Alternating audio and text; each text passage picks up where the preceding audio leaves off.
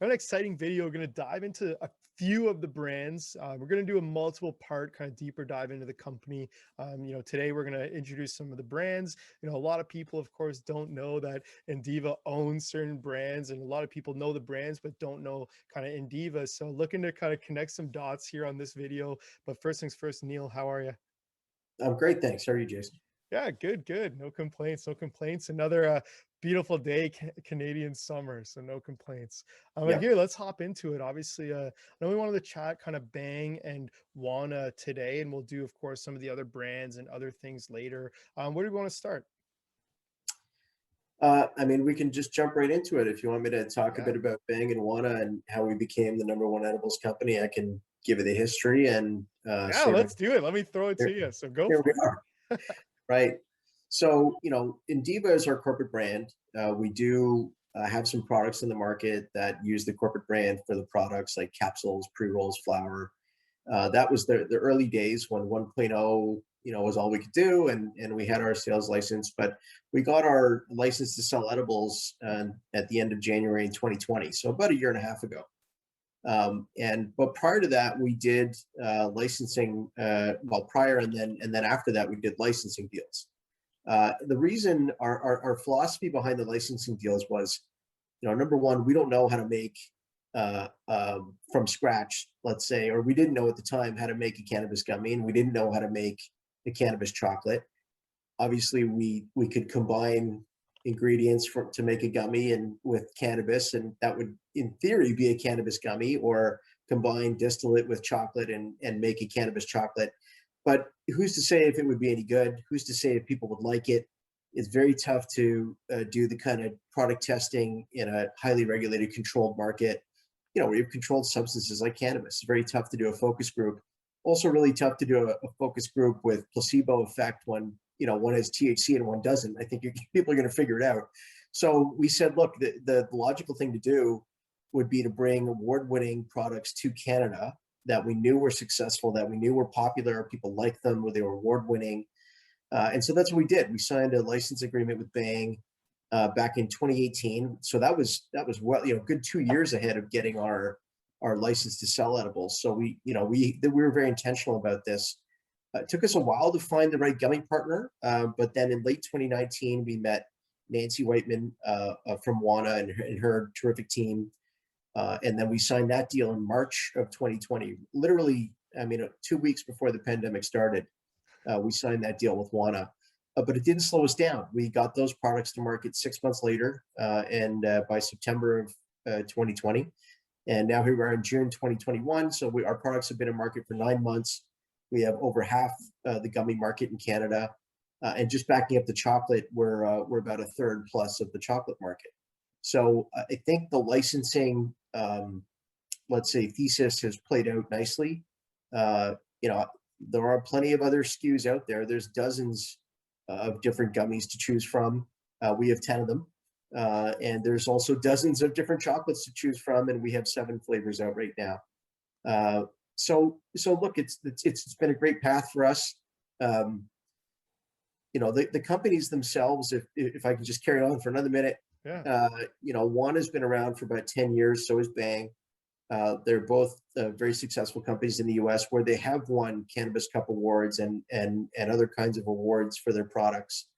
So these are popular not just in Canada, but there's a history of Bang being popular in places like California, and Wana similarly is the number one gummy in Colorado, the number one edible in Colorado. And actually, both of those companies pursue these licensing models. So Wana licenses out the right to make its products in multiple U.S. states, so does Bang. And so we're very proud to be the exclusive license partner for both of those companies in Canada. We've certainly piggybacked their know-how. We make the gummies and the chocolates the same way that they're made in the U.S. and with the same ingredients. Literally, we import the pectin. It is the same base ingredient that Wana uses. We import the chocolate.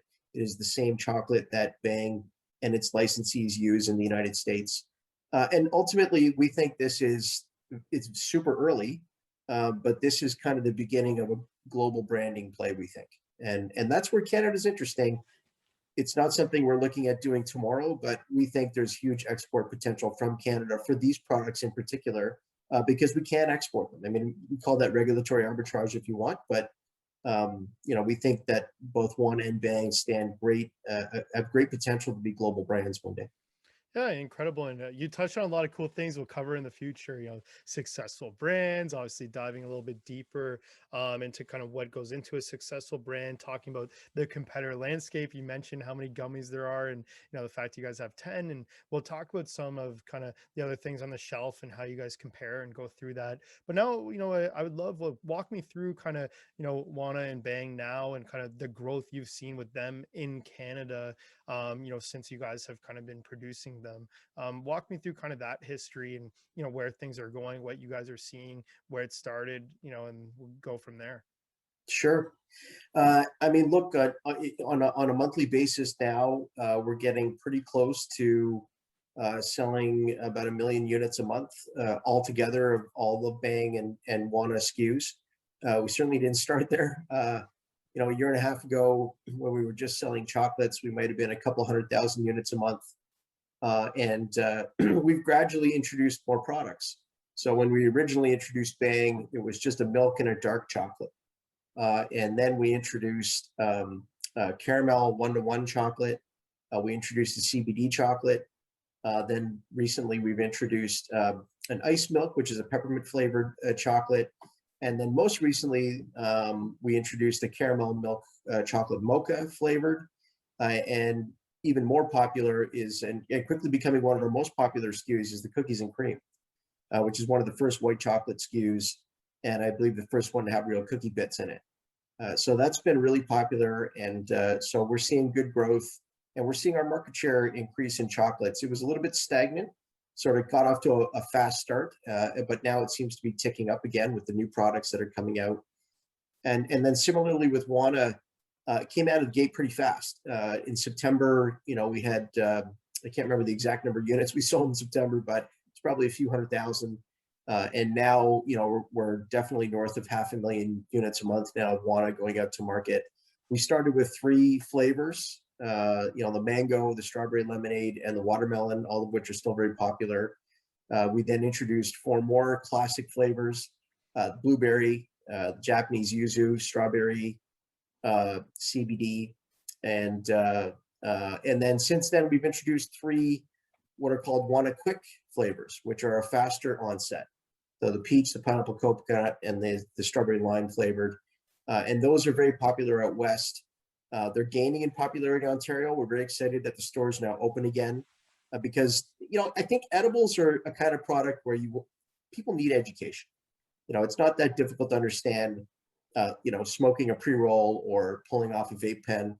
But when people look at an edible, there seems to be this kind of instant, oh no, like, how much should I take? How do I take it? When do I take it? How long is this going to last? Am I going to end up in a tree? And so with proper education, and most of that happens in store, right? I mean, 90% of all sales happen in store, when people can go in and talk to a bud tender, learn about the products, and learn about not just how to use them, but what makes one gummy different from another. And we can talk a bit about that if you like. But we're excited about where it's going to go from here. Yeah, well, I was going to lead in, and maybe we can do that when it comes to other things on the shelf, what makes the actual products different. But my question now is more general Indiva, and maybe kind of as the second part to this. Talk to people who have never heard of the company on kind of why is Indiva a different, cannabis company than most that exist. What makes the company different, and in your eyes, obviously going to be more successful than others on the market. Sure. Well, I mean, I think it's a few things. One, just from the get-go, we did not pursue, certainly looked at it, but we made the decision not to pursue any scale cultivation activities. So we have a very small cultivation at our facility in London. I would say it's maybe 10% of the facility. The vast majority of what we do is really producing what I would call consumables. So whether it's a gel capsule, or chocolate or gummies, and then there's other edible products that we're going to bring to market. So our focus, and as a result, 90% of our revenue comes from edibles. So we don't look like most LPs because we're not scale growers. We don't have a lot of flour in our vault that we need to move. And the flour that we do sell under our artisan batch brand, so we do sell flour and pre-rolls, that's sourced from microgrows. So I think I think what we do is we focus on what we do best, and that's through our team of CPG executives, whether it's sales, marketing, or production, is focus on the scale production of edible products and distributing them nationally. So I think that's where we're different. We're a smaller LP. We have one facility, not six or seven. Again, that's very intentional. My background's in capital markets, specifically not CPG, although I was a consumer products analyst for several years when I was managing money actively. I have good knowledge about CPG companies, what makes a good company. Um, but we kind of avoided the whole scale grow game, and I think as a result, we stand a chance of earning a real return on capital. Um, where our total invested capital is well under 100 million, which sounds like a lot of money, but it really is not a big number compared to the kind of capital that's been deployed by some of our competitors. We're turning the corner on profitability here, so I think we stand a chance at earning a real great return on capital. I'll use an analogy if it's helpful, Jason, but believe it or not, at one point I used to be a precious metals analyst, and I can remember, I won't name names, but there was a junior gold company that we had a huge position in, and I had a huge position in my fund. And they would start their presentation saying, "Don't look at us like a gold company, look at us like a company. And here's our return on equity and our return on capital," which it's not something you hear all the time in the mining industry.